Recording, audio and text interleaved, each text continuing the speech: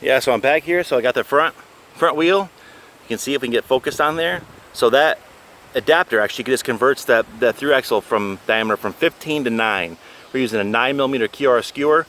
The benefits going to a 9mm QR skewer is a little bit stiffer wheel. People like them over, especially if you're running QR, if you're running quick release. That 9mm gives a little bit stiffer wheel. Same thing for the rear. What I wanted to do is before I put that skewer in there, I have not secured this wheel to the frame yet because I want to show you where that adapter sits inside the dropouts.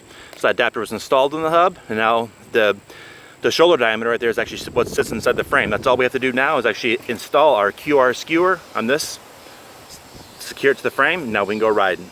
So a couple things to think about there with the rear especially is you need to know your spacing. We talked about 12 by 135. That's the spacing from inside dropout to inside dropout, and that's also the spacing from the inside, from the outside of this hub shell to the other side of the hub shell, 135 to 135. Obviously, a 142 wheel is not going to fit a 135 frame, and a 135 wheel is not going to fit a 142 QR frame either. So we do make some specialty adapters also for boost.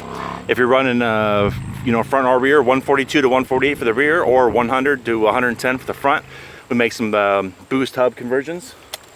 Check it out too. We also make some tubeless tire sealants. I'll tell you what, I'll give someone a free bottle of tubeless tire sealant if you can tell me what tire that is right there. That tire, what tire is that? The first person to comment below, I'll send you, at no charge, a free bottle of sealant. Comment below, like, comment, share with your friends, share with your buddies, share with your wife, share with your neighbor, share with your grandma. Yep, take it easy, happy trails.